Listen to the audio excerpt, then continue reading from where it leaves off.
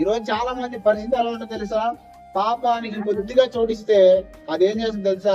పూర్తిగా వాడిని ఆక్రమించుకుని వాడి జీవితాన్ని నాశనం చేస్తుంది. అందుకే యేసు స్పష్టంగా ఏం చెప్పాడు తెలుసా?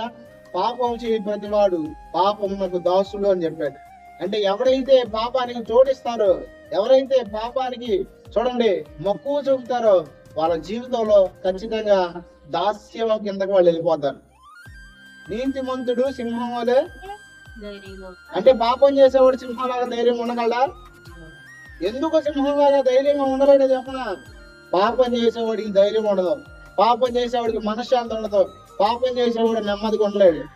శరీర సుఖాల కోసం, కొంతమంది భౌతిక అవసరాల కోసం అక్రమమైన మార్గాల్లో నడిచిన వారి జీవితాల్లో ఆఖరికి వారి మనశ్శాంతిని కోల్పోతారు. ఖచ్చితంగా ఒక వ్యక్తి జీవితంలో శాంతి సమాధానం కలగాలంటే, సంపూర్ణమైన నెమ్మది కలగాలంటే దేవుడు మాత్రమే ఆ వ్యక్తికి అనుగ్రహించాలి.